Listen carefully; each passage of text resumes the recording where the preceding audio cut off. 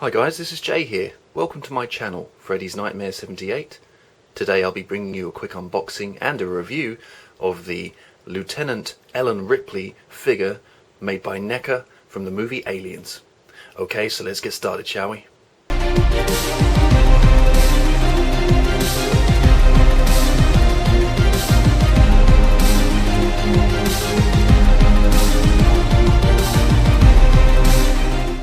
Okay guys, so let's take a look at the packaging first, shall we? At the top we can see the franchise logo of the films Aliens that everybody's very familiar with.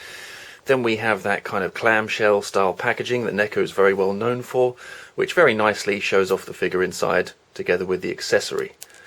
Moving down it says Lieutenant Ellen Ripley, warning choking hazard, ages 17 and up.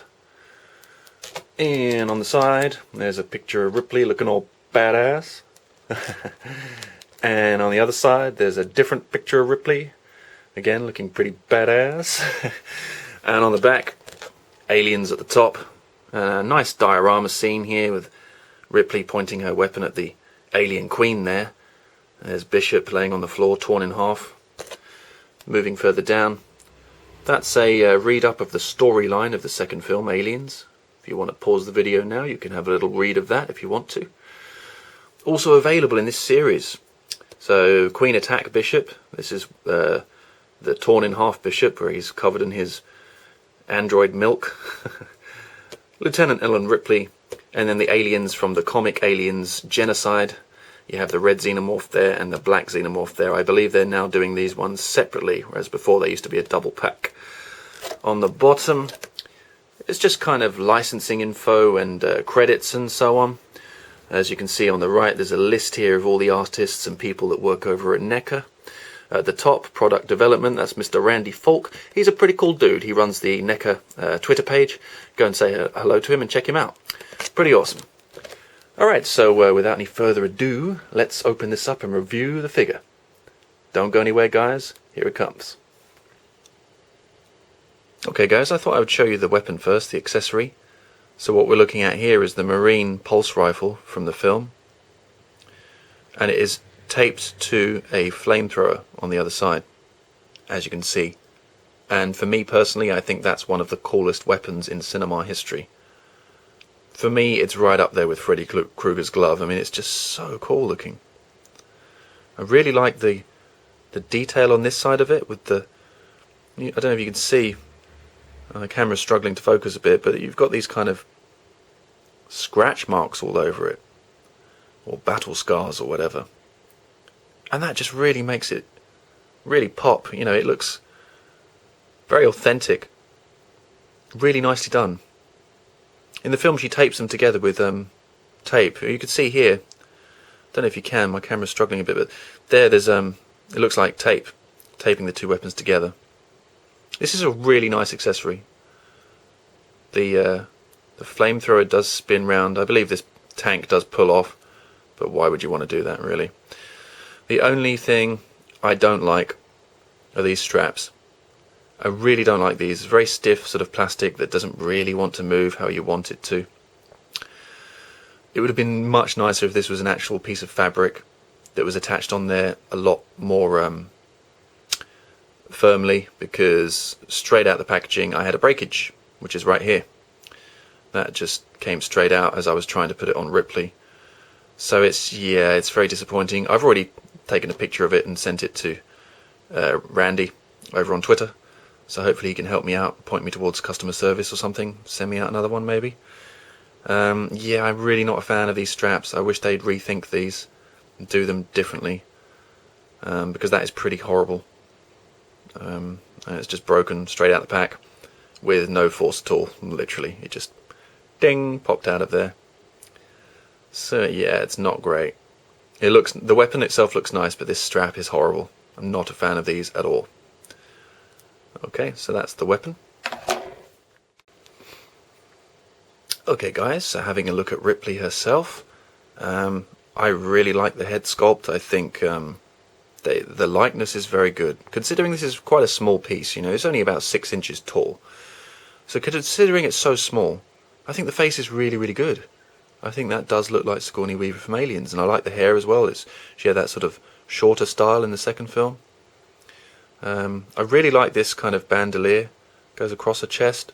With all these grenades in the pouches. That looks really nice. The t-shirt she's wearing, there's areas where it's not white, where it's sort of grey. I think that's meant to show sweat or dirt or whatever, I'm not sure. But that looks pretty cool. It's got a watch on. Trousers with zippers in the, or pants as you call them in America. Trousers over here. The zippers on them and stuff. And then these really funky 80s shoes, check them out. Woo! Like Velcro. They look old school, but I mean they do now in 2015, but back in the day I guess these look really futuristic. In the year 1986 these would look very futuristic. And she does have peg holes. If you want to get a stand, you can stand her on the peg holes. Yeah, very nice in terms of articulation. The head does move left and right. Doesn't really go up and down very much. We have movement at the shoulder, bend at the elbow, and swivel at the wrist. And the waist, she turns a little bit, not very much. Goes forwards and backwards a little bit. Movement at the hip, bend at the knee, and a pivot swivel on the ankle. So yeah, in terms of articulation, there's some nice range of movement there. My only complaint with the figure is the paint job underneath the arms, which you notice when you're trying to put the weapon in her hand, you find yourself sort of moving the arms down. Now, as you can see here underneath the right armpit, that paint there is literally just flaking off. So I don't like that. That's messy. That doesn't look great under there. And it's the same story on the other arm as well. If you lift the other arm up, there, look, whoa, a little bit of paint just fell out. There it is there on the table. I don't like that there, the way the paint's. This isn't great here. So yeah, that's my only complaint with the figure. So when you combine it with the broken I mean, this thing, is this really meant to go all the way around? I guess it is, but in doing so it makes the strap not actually long enough to go around Ripley. Now I will show you what I mean. I don't really know how other people are managing to get her to hold this correctly. Let's see if I can do it on camera for you guys. So you put it into her right hand like that with the trigger finger where it needs to be.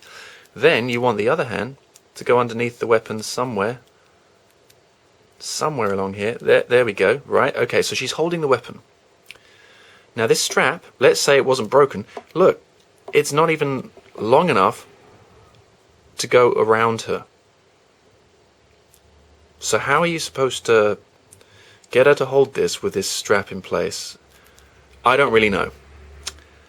I don't really have a clue how. It's not easy to get her to hold it in the first place. I mean, you can try and bend the arms around a little more, but again, without wanting to risk any further breakages. Yeah, I don't know. Look, there's a little bit of paint there coming off. Ooh, I think we need some quality control from China, Mr. Falk. I think we have a few issues on the horizon. So, I mean, yeah, that strap doesn't even go all the way around to plug back into the gun there. It's just not long enough.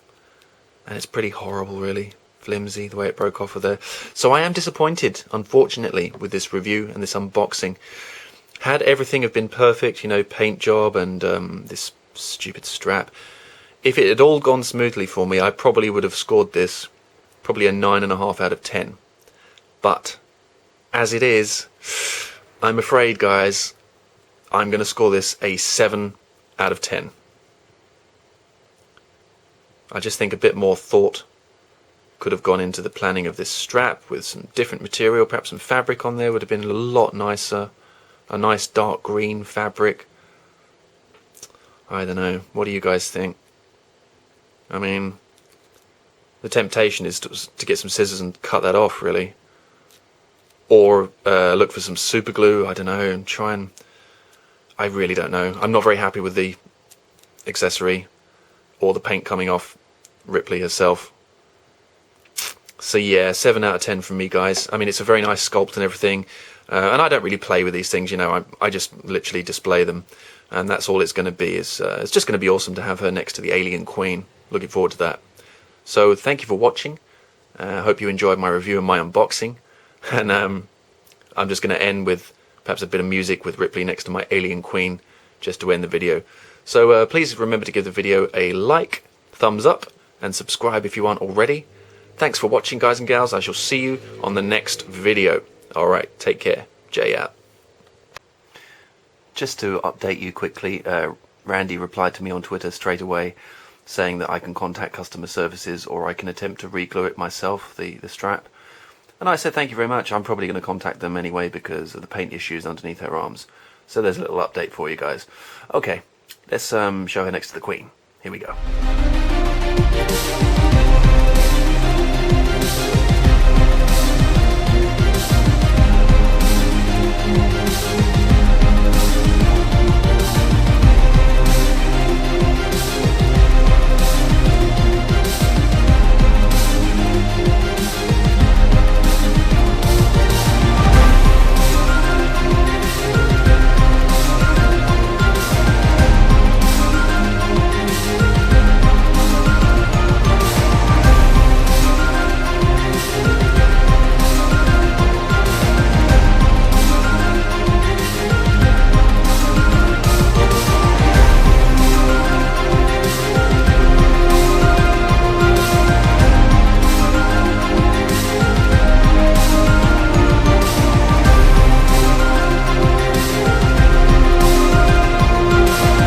Okay guys, so let's start off with a little look at the packaging.